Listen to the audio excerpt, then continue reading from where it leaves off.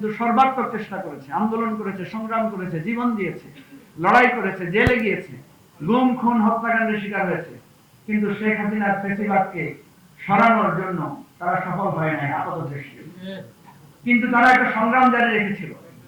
সেই সংগ্রামের সামনে দাঁড়িয়ে নতুনরা নতুন ভাবে, নতুন ভাষায়, নতুন প্রতিবাদে এই ফ্যাসিবাদকে চ্যালেঞ্জ করেছিল বলেই নতুন একটা বাংলাদেশের সূর্যোদয় আমরা দেখি। সেই নতুন ভাষায় প্রতিবাদ, নতুন ভাষার সংগ্রাম, নতুন ভাষার কর্মসূচি, সেই নতুনদের নিয়েই আমরা আবার ঘুরে দাঁড়াতে চাই। আমাদের অনেক ভুল ত্রুটি আছে। আজকে আমি সকলের পক্ষ থেকে আপনাদের কাছে ক্ষমা চাই, দেশবাসীর কাছে ক্ষমা চাই। আমাদের কোনো কাজ, আচরণ, পদক্ষেপ বা আমাদেরকে যারা দিগ্ভ্রান্ত করেছেন, ভুল পথে পরিচালিত করেছেন, নানাভাবে হুমকি দিয়ে, উস্কানি দিয়ে আমাদের প্রতি বিষোদ্গার করে যারা আমাদেরকে উত্তেজিত করেছেন, আমরা মনে করি সব কিছুর পর্যালোচনার পরে আমরা একটা নতুন অভিযাত্রা আসতে চাই। সেই ঘোষণা থেকেই, সেই উপলব্ধি থেকেই আজকে আমরা আমাদের নতুন এই রাজনৈতিক জোটের আমরা ঘোষণা করব। আমাদের পক্ষ থেকে যিনি এই জুলাই গণ অভ্যুত্থানের নেতৃত্বে সামনে সারিতে ছিলেন, যিনি গ্রেফতার হয়েছেন, যিনি গুমের শিকার হয়েছিলেন, নির্যাতনের শিকার হয়েছিলেন, তারপরে দমে না গিয়ে নানা কৌশল এবং নানা কর্মসূচির মধ্যে দিয়ে দেশবাসীকে এই বিপ্লবের জন্য, এই গণ অভ্যুত্থানের জন্য জাগ্রত রেখেছিলেন, তাদের সকলের পক্ষ থেকে, আমাদের সকলের পক্ষ থেকে আমাদের ভাই, আমাদের বন্ধু নাহিদ ইসলাম আজকে আমাদের এই নতুন রাজনৈতিক ঐক্য এবং সামনের পথ চলার বিষয়ে আপনাদেরকে ঘোষণা দিলেন। আসসালামু আলাইকুম প্রিয় দেশবাসী এবং উপস্থিত সাংবাদিক ভাই বোনেরা এবং উপস্থিত জাতীয় নেতৃবৃন্দ, আপনারা আজকে দেখতে পাচ্ছেন স্পষ্টতই আমরা তিনটি রাজনৈতিক সংগঠন, জাতীয় নাগরিক পার্টি, এনসিপি, আমার বাংলাদেশ পার্টি, এবি পার্টি এবং রাষ্ট্র সংস্কার আন্দোলন, আমরা তিনটি রাজনৈতিক দলের পক্ষ থেকে আজকে এখানে উপস্থিত হয়েছি আমাদের একটি যৌথ উদ্যোগ ঘোষণার জন্য। এবং দীর্ঘদিন ধরেই আমরা এই একটা ঐক্য প্রক্রিয়ার ভিতরে ছিলাম। আমরা চেষ্টা করতেছিলাম যে 24-এর গণ অভ্যুত্থানের পরে যে পরিবর্তনের আকাঙ্ক্ষাটা বাংলাদেশে তৈরি হয়েছিল, মানুষের মধ্যে তৈরি হয়েছিল এবং যেখান থেকে দাবি উঠেছিল নতুন বাংলাদেশের এবং সংস্কারের, কিন্তু আমরা ঐক্যমত কমিশনের পুরো প্রক্রিয়ায় এবং গত প্রায় দেড় বছরে আমরা কিন্তু তার সম্পূর্ণ বাস্তবায়ন করতে পারি নাই। আমাদের সেক্ষেত্রে অনেক জায়গায় হতাশা রয়েছে। আমরা দেখেছি ঐক্যমত কমিশনে প্রত্যক্ষ এবং পরোক্ষভাবে নানান শক্তি নানাভাবে সংস্কারের বিরোধিতা করেছে এবং বাধাগ্রস্ত করার চেষ্টা করেছে। কিন্তু আমরা যারা সংস্কারের পক্ষে, পরিবর্তনের পক্ষে এবং গণ অভ্যুত্থানকে সফল করার জন্য, তার আকাঙ্ক্ষাগুলোকে সফল করার জন্যই আন্তরিকভাবে কাজ করে এসেছে, এখন আমরা যারা আন্তরিকভাবে চাই, আমরা সেই রাজনৈতিক শক্তিগুলো ঐক্যবদ্ধ আজকে হয়েছি। আমাদের এই ঐক্য প্রক্রিয়া আজকে শুরু হয়েছে এবং এটা চলমান থাকবে। আমরা বাংলাদেশের মানুষকে আমরা আহ্বান করছি, বার্তা দিচ্ছি, যারা গণ অভ্যুত্থানের পক্ষে, সংস্কারের পক্ষের শক্তিগুলো আমরা ঐক্যবদ্ধ হচ্ছি। আমরা বাংলাদেশকে পুরাতন রাজনীতির পথে আর ফেরত যেতে দিব না। আমাদের একটা কমিটমেন্ট ছিল 5ই আগস্টের পরের বাংলাদেশ এবং আগের বাংলাদেশ এক হবে না। আমরা নানা আলামত দেখছি যে বাংলাদেশ হয়তো আগের মতোই হয়ে যাবে। আমরা সেই ধরনের হতাশা এবং ভীতি মানুষের ভিতরে দেখতে পাচ্ছি। আমরা সেই সাহসটা জানাতেই আজকে এসেছি।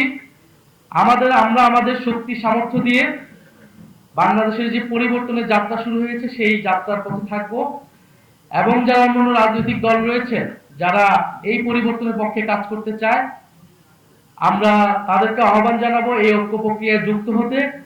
এই ঐক্য প্রক্রিয়া চলমান থাকবে। আমরা তিনটি রাজনৈতিক সংগঠন সংস্কারকে সামনে রেখে, বাংলাদেশের জাতীয় মর্যাদা এবং অর্থনৈতিক মুক্তির প্রশ্নকে সামনে রেখে আমরা ঐক্যবদ্ধ হয়েছি। আমাদের এই যৌথ প্রক্রিয়া বা এই প্রক্রিয়াকে আমরা নাম দিয়েছি গণতান্ত্রিক সংস্কার জোট। আমরা গণতান্ত্রিক সংস্কার জোট বলছি এই কারণে যে বাংলাদেশে বিগত 16 বছর এই লড়াইটা কিন্তু হয়েছিল গণতন্ত্রের জন্য, গণতন্ত্র প্রতিষ্ঠার জন্য। সেই গণতন্ত্র প্রতিষ্ঠার জন্য সংস্কারের আলাপগুলো ছিল। ফলে নির্বাচন কেবল ক্ষমতার পরিবর্তনের জন্য হবে না, এই নির্বাচনটাকে আমরা রাজনৈতিক নির্বাচনে পরিণত করতে চাই দেশ বদলের জন্য, সংস্কার প্রক্রিয়া বাস্তবায়নের জন্য এবং আমাদের অর্থনৈতিক মুক্তির যাত্রাকে অব্যাহত রাখার জন্য আমরা এই নির্বাচনে অংশগ্রহণ করতে চাই এবং আমরা সেটা ঐক্যবদ্ধভাবে অংশগ্রহণ করব নির্বাচনে। যে সকল প্রশ্নগুলা এই মুহূর্তে বাংলাদেশে সবচেয়ে জরুরি ছিল আলোচনা করার, যে আমাদের গণতান্ত্রিক সংস্কার, আমাদের অর্থনৈতিক সংস্কার, আমরা দেখতে পাচ্ছি যে নানাভাবে সেই প্রশ্নগুলোকে ঢাকা দিয়ে অগুরুত্বপূর্ণ অনেকগুলো বিষয়কে গুরুত্বপূর্ণ করে তোলার চেষ্টা করা হচ্ছে এবং বিভিন্ন দলকে সিটের লোভ দেখিয়ে নানা জোটে নিয়ে যাওয়ার চেষ্টা করা হচ্ছে। আমরা এই সকল যে অফার বিভিন্ন দল থেকে আসছে, আমরা সেগুলোকে সাদরে প্রত্যাখ্যান করি এবং আমরা মনে করি যারা সংস্কারের পক্ষে, বাংলাদেশকে একটি সার্বভৌম এবং মর্যাদাবান রাষ্ট্র করার পক্ষে লড়াই আমরা এতদিন করেছি, আমরা ঐক্যবদ্ধ থাকব। ফলে এই জোটটা কেবল নির্বাচনী জোট না, এই জোটটা মূলত রাজনৈতিক জোট। আমাদের যে রাজনৈতিক লক্ষ্যগুলোকে সামনে রেখে আমরা গণ অভ্যুত্থানে অংশ নিয়েছিলাম, গণ অভ্যুত্থানের মাধ্যমে ফ্যাসিবাদকে হটিয়েছিলাম, আমরা সেই লক্ষ্যগুলোকে সামনে রেখে আগাবো এবং সামনে যেহেতু নির্বাচন, এই নির্বাচন প্রক্রিয়াতেও আমরা ঐক্যবদ্ধ থাকবো।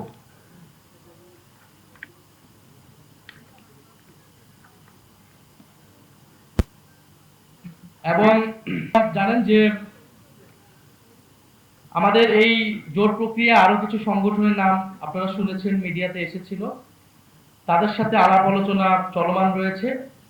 আমরা মনে করি আরো অনেকগুলো দলের সাথে আমাদের এবং আরো অনেকগুলো রাজনৈতিক শক্তির সাথে আমাদের আলোচনা চলমান রয়েছে। আমরা চাই যে জুলাইয়ের শক্তিগুলা, যারা পরিবর্তনের পক্ষে আছে, যারা পুরাতন রাজনীতির পথে যেতে চায় না, তারা আমরা ঐক্যবদ্ধ থাকবো এবং এই নির্বাচনে আমরা একসাথে এক মার্কায় আমরা অংশগ্রহণ করবো, এই প্রত্যাশা আমরা রাখছি।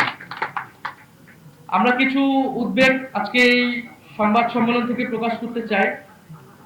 আমরা খুব, আপনারা দেখেছেন মিডিয়াতে, এটা সোশ্যাল মিডিয়াতে এটা এসেছে যে এবি পার্টির সাধারণ সম্পাদক ব্যারিস্টার ফুয়াদ ভাই, ওনাকে বরিশালে ওনার নির্বাচনী প্রচারণার সময় ওনাকে হেনস্থা করা হয়েছে, নির্বাচনী কাজে বাধা দেওয়া হয়েছে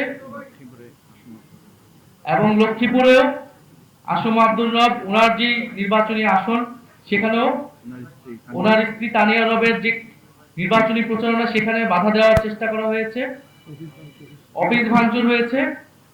অর্থাৎ আমরা যেই প্রত্যাশা করেছিলাম যে একটা সুষ্ঠু নিরপেক্ষ নির্বাচন, যেখানে মানুষ স্বতঃস্ফূর্তভাবে ভোট দিবে এবং তার মত প্রকাশ করবে, আমাদের নির্বাচনী সংস্কৃতিতে যে আমরা দেখেছি যে ভোট কেন্দ্র দখল, জবরদস্তি এবং একটা আধিপত্যমূলক এবং ফ্যাসিবাদী আচরণ করা হয় রাজনৈতিক দলগুলোর পক্ষ থেকে, সেই আচরণ কিন্তু আমরা দেখতে পাচ্ছি যে শুরু হয়ে গিয়েছে। আমরা বলবো যে এই প্রক্রিয়ায় দেশ চালাতে গিয়ে, নির্বাচন করতে গিয়ে কিন্তু একটা দল এই দেশ থেকেই বিতাড়িত হয়েছে। ফলে যে অহংকার, যে আত্মহমিকা অন্য রাজনৈতিক শক্তির উপরে, ভিন্ন মতের উপরে এরকম দমন পীড়ন করে, তার বিরুদ্ধে গিয়ে কিন্তু গণ অভ্যুত্থান হয়েছিল এবং অহংকারের পতন হয়েছিল। ফলে এই বাংলাদেশে যদি মনে করে যে আগামী নির্বাচনে গায়ের জোরে দখলদারিত্বের মাধ্যমে নির্বাচনে তারা ভোট আদায় করবে অথবা ধর্মের নামে মানুষকে প্রতারণা করে ভোট আদায় করবে, তারা উভয়ই পরাজিত হবে। আমরা মনে করি বাংলাদেশে যে তারুণ্যের শক্তি, পরিবর্তনের শক্তি উত্থান ঘটেছে, তারা, জনগণ তাদের পক্ষে থাকবে। আমরা আজকে এই ঘোষণা করলাম, আপনাদের কাছে, সকলের কাছে সহযোগিতা চাচ্ছি যে আমাদের উচিত ছিল এই ঐক্য প্রক্রিয়াটা আরো আগেই হওয়ার। এটা আমাদের দুর্ভাগ্য ছিল, আমাদের সীমাবদ্ধতা ছিল যে আমরা ঐক্যবদ্ধ হতে পারি নাই। আমরা পুরাতন পন্থী দলগুলোর সাথে নানা সমঝোতা করে সংস্কার প্রক্রিয়া বাস্তবায়ন করার চেষ্টা করেছিলাম। এটা আমাদের অন্যতম একটা ভুল ছিল। আমরা এখন খুবই পরিষ্কারভাবে যারা সংস্কারের পক্ষে আন্তরিক তাদেরকে নিয়ে আমরা আগাবো এবং পুরাতনপন্থী দলগুলোকে আমরা আহ্বান জানাবো যে আপনারা নিজেদের দলের অভ্যন্তরীণ সংস্কার আনুন, গণতন্ত্রের পথে আসুন এবং বাংলাদেশ যে পরিবর্তনের পথে আসছে সেটার সাথে নিজেকে পরিবর্তন করুন। ইনশাআল্লাহ আমরা সামনের দিকে আগাতে পারবো। আজকে আমরা আমাদের বিস্তারিত যে কর্মসূচি সেটি আমরা আজকে হয়তো বলবো না। আমরা আজকে আমাদের আনুষ্ঠানিক শুধু ঘোষণাটা দিলাম, আমরা জোট প্রক্রিয়াটা শুরু করলাম এবং এই প্রক্রিয়ার মধ্যে আরো দল যুক্ত হবে, আরো রাজনৈতিক শক্তি যুক্ত হবে। আমরা সকলে মিলে ইনশাআল্লাহ আমাদের যে গণ অভ্যুত্থানের আকাঙ্ক্ষা সেটি বাস্তবায়নে সক্ষম হব, এই বলে আমি আমার বক্তব্য